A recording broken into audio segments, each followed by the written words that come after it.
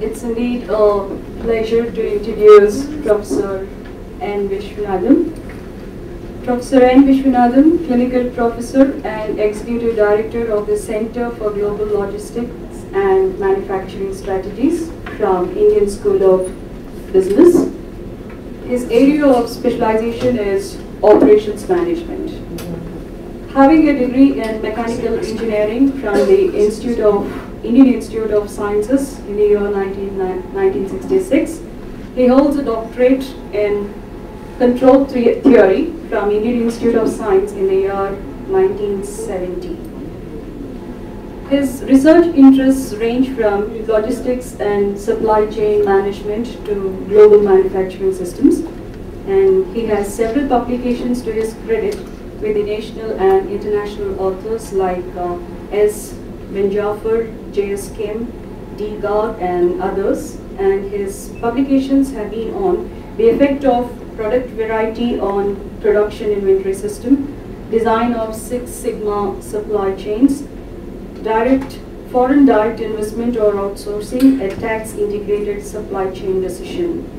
These are a few of his publications, and his academic experience shows that he has been holding positions like Deputy Executive Director, Professor of Mechanical Engineering, Chairman Electrical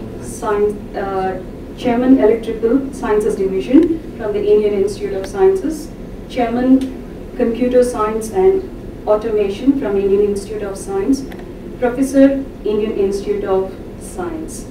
His other professional experiences include his responsibility as Senior Editor from IEEE, Transform Automation Science and Engineering, New York, USA, Associate Editor, Member Editorial Board in organizations of repute at the international level.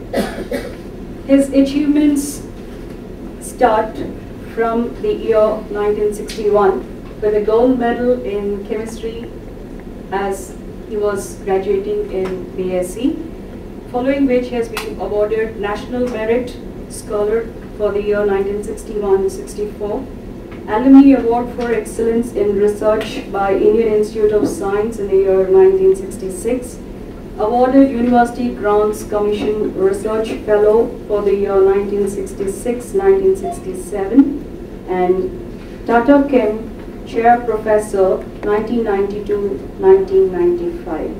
So these are the various awards that he has received all throughout his career. And this is in brief about Professor N. Vishwanathan. I now request the honorable guest, Professor N. Vishwanathan, to please make his presentation on the topic of the day, Rural Supply Chain Management Strategies and Challenges. I would like to thank Professor Prasad for inviting me here to make this presentation on rural supply chain. So if you look at my biodata, which Professor has said, I don't think I had anything to do with the rural, except that I was born in a village in Andhra Pradesh, in East Godavari district. So I went through what it means to be a rural child. But fortunately, I was able to get to Indian Institute of Science, and from there, I know life took off for itself. But I was in Singapore from '95 to 2005 for 10 years. So at that time, the Singapore government was interested in working with the Indian government. And the Prime Minister of Singapore has signed an MOU with the present government, the UPA government was just elected. And the Singapore Prime Minister suggested to the Indian Prime Minister Sonia Gandhi, the UPA chairman, that they should do something for the rural areas. So I was basically, one day met the fellow who signed this MOU in a bus, and he asked me whether I could do something for this. And then there was a project on cold chain. That's how cold chain in India. And I have produced a report on behalf of the Singapore government, the opportunities for cold chain in India. My learnings about the rural areas, officially, although I was born in a rural village, they started looking at it from a scientific angle from that time. So, I mean, what I did at that time was to look at, not only rural areas, but look at the industry, agriculture, and compare it with what other countries are doing, like the United States, and see what are the strategies that India can respond to excel in the food market as well as in the agriculture. This one, agriculture means several things. It is wheat, rice, sugar, and cotton, and other kinds of things. All the kinds of things. How can what is the kind of differences between the United States and India, and also in what ways can the Indian farmer benefit directly from yields? And I was looking at the entire supply chain for this. I will go through some of those, but if I sent you a paper, can India be a good basket for the world? And that was a part of the research I did for the Singapore government. And it so happens that this particular report, which I made, is valid even today. It was republished, although it was on the web. I didn't publish anywhere. And this was republished in several magazines and so on. So, and recently somebody, this Economic Times, wanted to redo that, and I told them, okay, so you may find Economic Times publishing the same article with some changes. But coming back, let me go through, since you are all youngsters, I don't know what the background you have in supply chain. What is a supply chain, and how can the ideas and the supply chain have their role? I mean, what is rural area? I mean, one thing is to say rural and village and all that. Another thing is to get a definition of what is a rural area. So let's do, in the 45 minutes that I have time, then I think it's done. So let me look at this one, how a rural thing starts. Let's look at agriculture. Who is the CEO in the agriculture market? You have it there. Who is the CEO? He has, a couple of acres, and he has 2 ox or some buffaloes, and he is the CEO. And what happens to the distribution, the logistics? In other words, who will carry whatever is produced in the farm, and how are they carried? That's what it is. So you are seeing here a typical way in which logistics is organized. And then what about the distribution centers, where the trading takes place? That's what it is. And what about a typical retail? So you have a retail center. So you have a CEO who produces, in this particular case, that's the farmer. And then there is a logistics channel which transports whatever is produced to the distribution centers where the trading happens. They are called mandis. And finally, they are basically sold to the consumers. So typically, this is the supply chain. The supply chain is the one, a network of companies, which starts from the raw material till the final product. There's nothing other than that. It is basically one company after the other. How does efficiencies come? Inefficiencies come. For example, here, there can be a produce that is there, and because the truck or the lorry doesn't come, the produce can wait for a couple of days. So there is an inefficiency there, because if it is mangoes or bananas, then they cannot wait after they were harvested, right? So basically their baking means they get spoiled, the produce gets spoiled. And similarly, the same thing happens, there is a lot of manual handling. In other words, you see how harvesting is done, they beat it with the hand. So there is a manual handling, and then even the wheat, rice, the fruits, vegetables, everything is sort of put in baskets, and then it's downloaded, put on the floor, it's uploaded again, and so on. So there is a lot of times manual handling happens. And what happens? The farmer, he wants to sell it. He doesn't sell it to the retailer directly. There are lots of intermediaries. So you can see how inefficiencies happen. You can compare whatever happens to this to another diagram I'll show you, to what happens to an auto supply chain. In other words, if you are making automobiles, how does that supply chain look like? So here is what happens in the rural areas. What is actually a rural supply chain?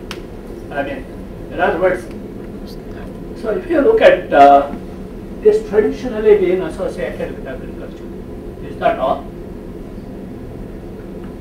No. So the relationship is in transition. Can you say why? Anybody? Off-farm activities and non-farm activities are also picking up. This is the reason. Contribution of agriculture used to be 55% in 1947. It's an 18% now. Contribution of agriculture to GDP was 55% in 1947, and it is 18 or 16% now. So, in other words, if you say what is a rural area? Rural areas are sort of villages, small towns, and so on. And the main occupation of the rural folks is agriculture. Now, in the agriculture, there is 66% of India. That's about 800 million. They are agriculture involved in agriculture. Out of 800 million, how many are involved? How many are actually landowners? 800 million. How many are landowners? 133 million. 133 million with the landowners. What happens to the rest? Less than this. So, I mean, the kind of picture that the science gives you that there are 800 million people, that's all. Not only 133 million are small landowners. And the rest are basically agriculture workers. Now, the GDP has gone from 55% to 18%. But what about the workforce? It's quite the same. So what does that mean?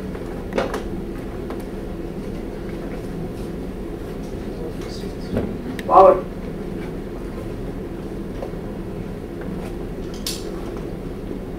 Now, when the agriculture went from 55% of GDP to 18%, or one of the contribution, so there is a national responsibility of moving people from agriculture to other areas. Now, moving people from agriculture to other areas means what? What are the other areas into which you can move people? Manufacturing, and services. Right? Now, what kind of manufacturing can you have in rural areas? Agri-based. Right? Now, what are the industries which are agri-based? Food industry, fire industry. Actually, in India, only 2% of the produce is basically processed. What is that 2%? What is that 2% consist of? Sorry? No. The maximum, they say, if you look at the statistics, is atta. They call making wheat into atta is food processing. I mean, you people laugh at it, but that's what it is. And similarly, making, the paddy into rice is processing. So that 2% consists of this kind of processing. But we can be more innovative. I mean, basically, you can make orange juice, this one. You can make palav and sell it. You can do whatever. I mean, a lot of food articles. So you can have wire, you can have, poultries. You can have these things like Ludhiana kind of thing. You can imitate them and so on. So basically, in the rural areas, SME clusters, food processing, retail and logistics servers make up the rural supply chain. You can take out of the cycle shops, you can take repair shops. So there are all these small service sectors that you can think of things like cybercare. If you want to have more children who are more into going into high school and they have computers in the schools and so on, so you can provide them facilities and STD booths. These are all some of the kind of things which the services which are provided in the room. So let me give you some of the examples on this. One is the farm to fork model. This is the one that Reliance keeps talking about and so on. Although I have a different idea. In other words, farmer to the consumer. But I have a different kind of this one for the farmers. That is seed to feed. Seed to feed. What does that mean? Yes. Now one of the problems that even farmer to consumer is this, what we call in the supply chain terminology called supply driven. In other words, something and you try to push it into the market. That's what everybody did. In other words, you have four acres of land, and what you do, you produce sugarcane and put it in the market. You produce tomatoes, put it in the market, and cry saying that, oh, my tomatoes, nobody is buying. But you asked him the question that, why did you produce tomatoes? Who asked for it? Did anybody order tomatoes for their market? Because you take any other example, you take motorbikes, you take auto, you take computers, anything, they're all basically demand driven. They are buyers and they want it, so you are producing it. But here in agriculture, you produce paddy because your grandfather did it. You produce tomatoes because your neighbor is doing it. So these reasons are not basically demand driven. So demand driven agriculture is something, and that leads to what is called contract farming. In other words, if the consumer wants something, right, you produce those things. And the consumer means what? Consumer means the retail shops. Right? So retail shops know what the consumer wants, what is selling best. So what the retail shops do is to basically ask the farmers to produce this one. I mean, this is what was done by PepsiCo and others in Punjab. This leads to what is called contract farming. I mean, there are merits and demerits of contract farming. That's a different issue altogether.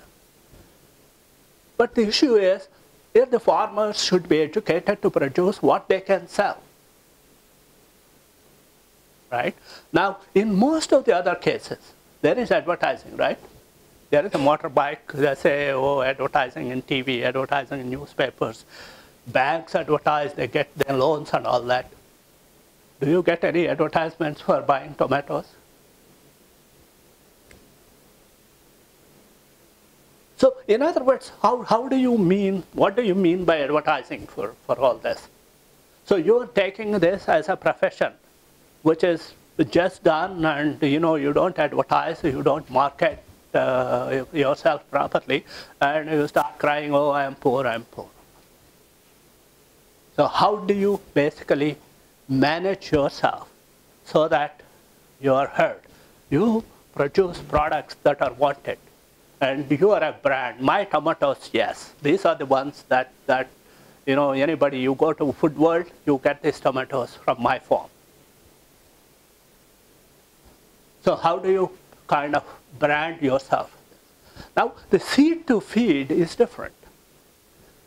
Now, as agriculture scientists, you should be knowing that supposing you're producing corn oil, you're producing corn, and ultimately you sell it to corn oil factory. Is the seed different if you're producing corn oil rather than are producing corn for eating? The seed is different. The seed is different. So basically the seed basically tells you that the oil output is there, what is left is just husk. Whereas if it is for using for food, you get nutrients and all that kind of thing and so on.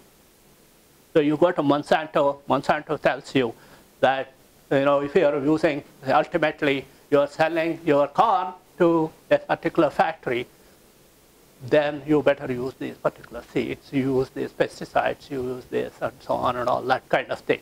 So all I'm saying is that you are basically trying to produce what you can sell. You hear of these farmers' deaths, right, in Warangal district, nearby here. What is this a result of? I mean, they produce cotton, right, and they cannot sell it. Yay, what is the grade of cotton they're producing? And why did they produce it? Did they contact any of these mill owners? And in Bombay, you hear that there are mill owners who are looking for cotton and the mill is shut down because of lack of cotton. So there is an information asymmetry. Who is going to produce this, tell that there is cotton here, that is required there, and so on? Whoever does it is a middleman. Now, he doesn't do it free. So what is happening here is from farmer to aggregator to agriculture market yard to wholesaler to everybody, there are 7 intermediaries. So if you sell potatoes at, say, 20 rupees a kg, how much of it is actually going to the farmer? 4 rupees. 20%. It usually goes into the farmer's pocket. The rest is eaten off by this one. And you can have figures where the margins, how much wholesaler gets, how much retailers get, and so on. And the retailers get a lot of these margins and so on, because their final market is and so on. So what is the ideal, this one, which is shown there? You eliminate all these intermediaries. In other words, can the retailer like Reliance Fresh or anybody procure directly from the farmers? Yeah, the answer is yes. But how? And that is what is called APMC Act. Yeah, how many of you know about APMC Act? Agriculture Produce Marketing Committee Act, something. And what that says is no retailer can buy directly from the farmer. You have to buy from the mandi. Why is this produced? Why is this act enacted? To protect the farmers. To protect the farmers against big retailers